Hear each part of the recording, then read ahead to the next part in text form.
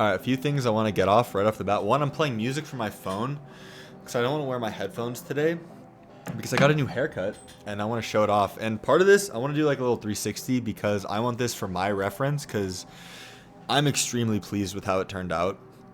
And I just want it for reference. They styled it really, really well, and I'm kind of afraid I'm not going to be able to emulate it. So this is just for my reference. So I'm always able to see. I really like the balance of like the thickness and volume here with like the front. Yeah, I'm pretty stoked on it. I mean, good vibes when you get a good haircut, right?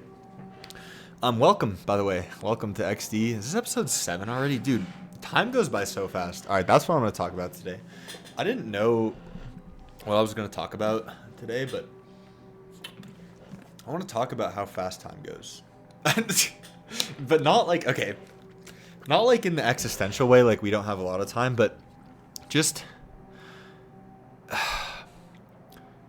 I don't even, how am I going to articulate this? Time just goes by fast, especially if you do similar things every day. And it's really, really easy to like put things off until the next day, even if you're not directly telling yourself you're doing that. Like, you can, what am I trying to say? The point I'm trying to communicate is that you can do so much and change so much and live. That's what I'm trying to communicate. It's not about, this is not productivity slop, all right? This is not productivity self-improvement slop. This is life maxing slop, all right? There's a difference. But you can live so much. Like, okay, here's an example. I've been a hat guy for the last like few months because my hair's growing. I want to grow out my hair, right? So I've been a hat guy. I didn't really know what to do with my hair. I've kind of been putting it off. And today, I finally said, like, fuck it. Like, I'm going to figure it out. I don't want to be a hat guy anymore. And so I figured it out. And now there's a big change in my character, right? Like, not being a hat guy. I mean, if I can style it like this every day, that'd be amazing. But, I mean, the point is that's a big change, right? It's a big change. And it took like 10 seconds. It took me just deciding that, okay, today I'm going to fix this. I'm going to go see a proper stylist, right? I'm going to ask them. I'm going to consult them. We talked, and I'm happy with the result. You can move the needle a lot if you want to.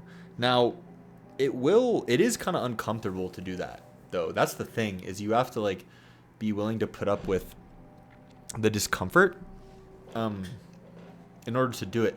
I mean, in all regards, too, like, I just feel like maybe this is a me thing, right? Maybe a lot of you, type 1 in the comments if you empathize with this, but I'm just so prone, and this is awful, and I kind of touched on this at the end of the last episode, to like put my life off, right? Like an example was like the hat thing. It's like I could have done this like a month ago. I could have done it a month ago, right? But I just didn't. It's like an agency thing almost, and I'm trying hard to improve my agency. Or another example is like, I don't know, it could be like asking a girl out or something. Like if you know you want to ask somebody out, like just ask them out. But what my brain does, I feel like I'm not communicating this properly. My brain, like, thinks there's some optimal time in the future where I'll be able to do it better. Because, okay, let's dive into this. I'll repeat it because I mumbled. My brain, I'm talking like really fast. You guys notice that? My brain thinks there's an optimal time in the future to do something, right? My brain thinks that there will be ideal conditions to do things. All right. But that's an illusion. Like, because I'll use my hair thing as an example. Like, I took a risk, right? I spent some money. The haircut couldn't have turned out well, right? You just don't know how it's going to turn out. And so in my brain, I'm like biased to put it off because for some reason, I know this is not true, but I feel like in the future, I'll have better judgment or I'll be able to manage it a little bit better. But that's just not the case.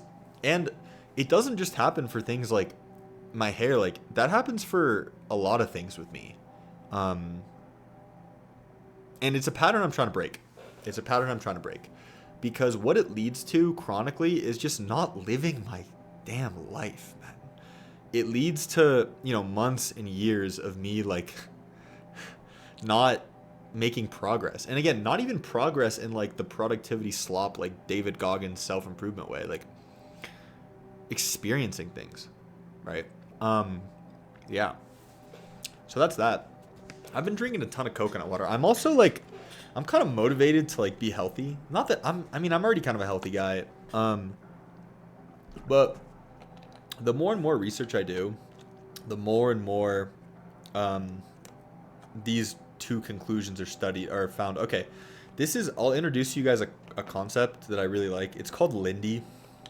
And the idea of if something is Lindy, it means that the more time that passes, the more true it gets. So I think an example of something that's Lindy is like math. Or yeah, like the math that we're sure of. It just gets truer and truer. It just gets more and more proven. And some things that I found that are, Lindy on a smaller scale, that's like large scale. That's how it's usually used. But I like to use it on a small scale in my life too. And, oh man, I'm so pleased with my haircut. I love it. Sorry. But it's like action. Anyway. Oh yeah. Having a healthy gut is Lindy. There are countless studies, new ones coming out every month about the gut-brain axis, and if you have a healthy microbiome in your gut, everything in your body works better. There's that. Sleep is also Lindy. The more and more studies that come out, the more and more it's proven that sleep is just absolutely goated. But honestly, on the sleep point, honestly, the gut point too, if you live in America, society's kind of like designed, I don't know, not intentionally by anybody. I'm not claiming there's some like malicious lizard people like, sabotaging us. But it's designed so it's hard to be really good about those two things. Yeah, just something to be aware of, some food for thought. And I'm really optimistic about the future. I'm feeling good. I'm feeling good, chat. And if you're here right now, you're a real one. Let me just say that. I feel like I say that. Actually, I feel like I don't say that enough. I was talking last episode about how there's like a shyness epidemic. I feel like shyness is not the right word. There's an affection epidemic. That's what there is. There's an affection epidemic. Like, I wish my family like hugged each other more. Like, I can't remember the last time I hugged my younger sister. We're like built on physical contact as a form of like platonic affection. Don't make it weird. Like platonic affection, right?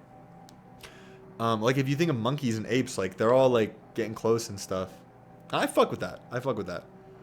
Anything like based in, I saw this really good meme. It was like, sorry, I missed your text. I was processing a non-stop onslaught of information with the brain designed to eat berries in a cave. Like, I think about that a lot. I think about the fact that our brains are designed to eat berries in a cave. And this is what we get.